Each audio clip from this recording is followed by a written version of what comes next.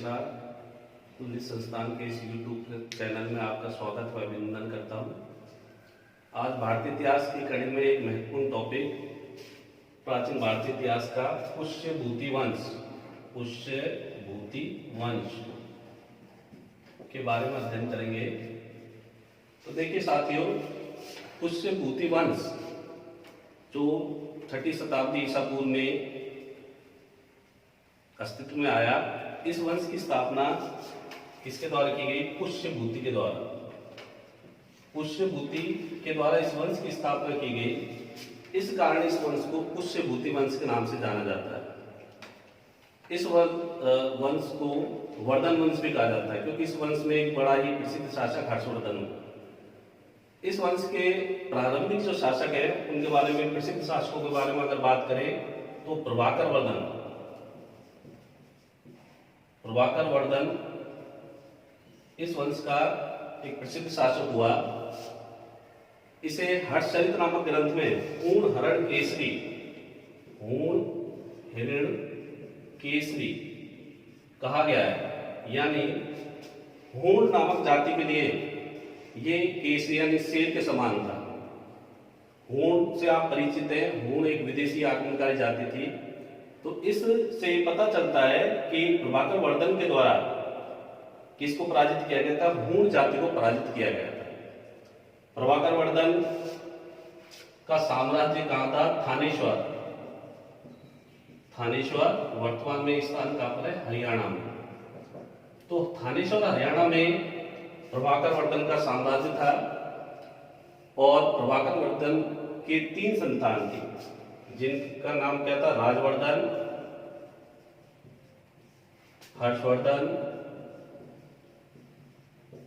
व पुत्री राजश्री। राजश्री का विवाह कन्नौज के शासक घिरवर्मन से हुआ। घिरवर्मन देखिए 606 ईस्वी में प्रभाकर वर्धन की मृत्यु हो गई और इनकी मृत्यु के बाद राजवर्धन चूंकि बड़ा पुत्र था, इसलिए राजवर्धन थानेश्वर का शासक बना। राजवर्धन जब थानेश्वर का शासक बना तो ऐसी स्थिति में बंगाल के शासक था गोंड शासक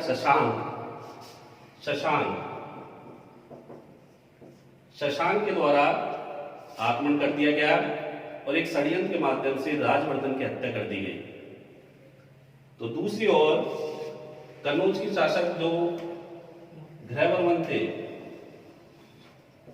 इनकी हत्या मालवा के शासक थे देवगुप्त, इनके द्वारा कर दी गई। तो ऐसी विषम परिस्थितियों में 606 ईस्वी में हर्षवर्धन थानेश्वर का शासक बना। जब हर्षवर्धन थानेश्वर का शासक बना तो इसको भंडी नामक इसका ममेरा भाई, तो उससे जानकारी मिली कि बहन राजश्री विंध्याचल के जंगलों में चली गई है। तो हर्षवर्धन के द्वारा एक बौद्ध गुरु दिवाकर मित्र की सहायता से बहन को ढूंढ लिया गया जंगलों में और उसको आत्महत्या करने से रोका गया। ऐसी स्थिति में 606 ईस्वी में हर्षवर्धन थानेश्वर का शासक बना। हर्षवर्धन के बारे में हर्षचरित में लिखा गया है कि हर्षवर्धन ने प्रतिज्ञा ली कि मैं जल्दी ही गोंड शासक शशांक की हत्या करूंगा और इस धरती को इससे मुक्त कराऊंगा। और अपनी इस प्रतिज्ञा को पूरा करने के लिए जब हर्षवर्धन रवाना हुआ तो कामरूप असम के शासक के द्वारा एक सहायता के रूप में हर्षवर्धन की सहायता की गई और हर्षवर्धन और कामरूप के शासक भास्कर वर्मा के मध्य क्या होगी? मित्रता हो गई। हर्षवर्धन के द्वारा गोंड शासक शशांक की हत्या कर दी गई, इसे पराजित किया गया। साथियों, गोंड शासक शशांक के बारे में एक जानकारी मैं आपको दे देता हूं। ये वही व्यक्ति है जिसके द्वारा बोध गया में स्थित महात्मा बुद्ध के बोधि वृक्ष, जिसके नीचे महात्मा बुद्ध के द्वारा तपस्या की गई थी, उस वृक्ष को कटवाकर भी गंगा नदी में डाल दिया गया, क्योंकि ये बौद्ध धर्म से नफरत करने वाला व्यक्ति था गोंड शासक शशांक।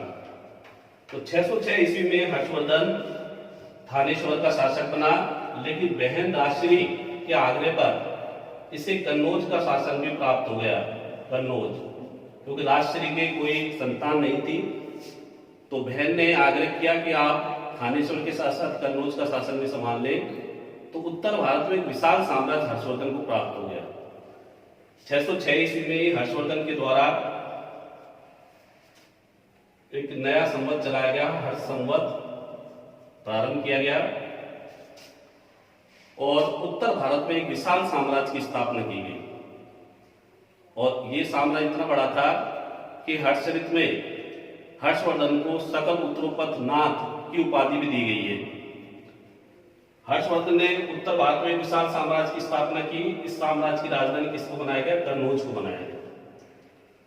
हर्षवर्धन के इस साम्राज्य में, उत्तर भारत के साम्राज्य में कश्मीर सम्मिलित नहीं था, क्योंकि एक स्थान में जानकारी मिलती है कि हर्षवर्धन के द्वारा कश्मीर के शासक को महात्मा बुद्ध के दांत के अवशेष देने के लिए बाध्य किया गया और इस अवशेष को प्राप्त करके, महात्मा बुद्ध के इस अवशेष को प्राप्त करके हर्षवर्धन ने कन्नौज में एक विहार का निर्माण करवाया और उस विहार में इस दांत के अवशेष को सुरक्षित किया गया।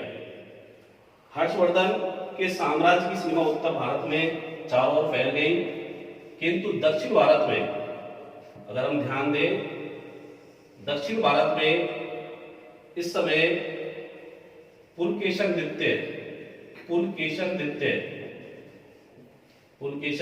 का साम्राज्य था। वातापी का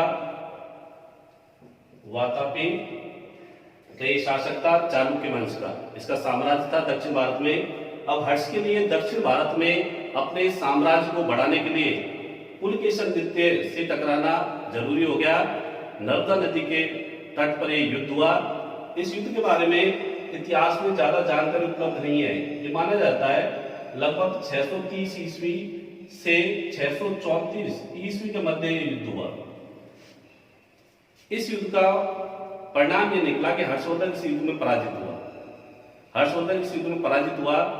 हर्ष के समकालीन जितने भी साहित्य उपलब्ध है उनमें इस युद्ध का कहीं भी उल्लेख नहीं मिलता, किंतु पुलकेशन द्वितीय का एक दरबारी साहित्यकार था जिसका नाम था रवि कीर्ति के द्वारा एक प्रशस्ति लिखी गई है जिसको एहोल प्रशस्ति के नाम से जाना जाता है। इस एहोल प्रशस्ति में रवि कीर्ति के द्वारा इस बात का उल्लेख किया गया है कि नर्मदा नदी के तट पर हुए इस युद्ध में पुलकेशन द्वितीय के द्वारा हर्षवर्धन को पराजित किया गया। अब आगे बढ़ते हैं साथियों। हर्षवर्धन एक बड़ा अच्छा साहित्यकार था। हर्षवर्धन के द्वारा संस्कृत भाषा में 3 महत्वपूर्ण ग्रंथ लिखे गए, नागानंद, रत्नावली व प्रियदर्शिका।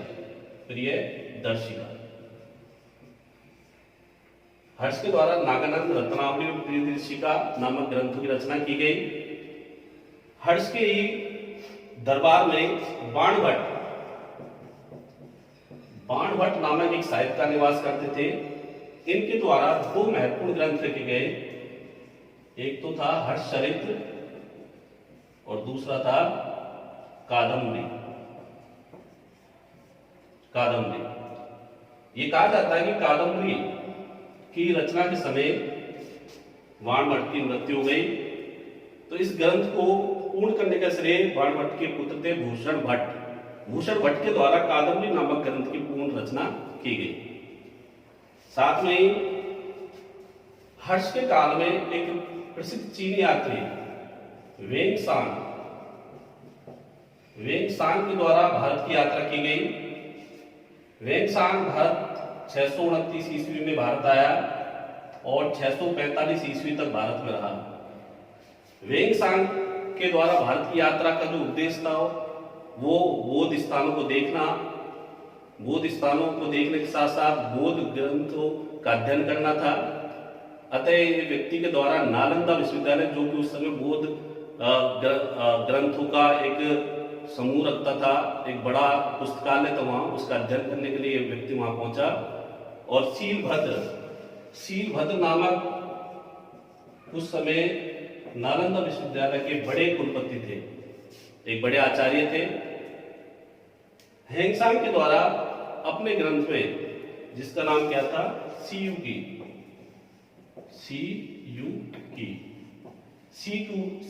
में हर्षवर्धन काल की जानकारी दी गई।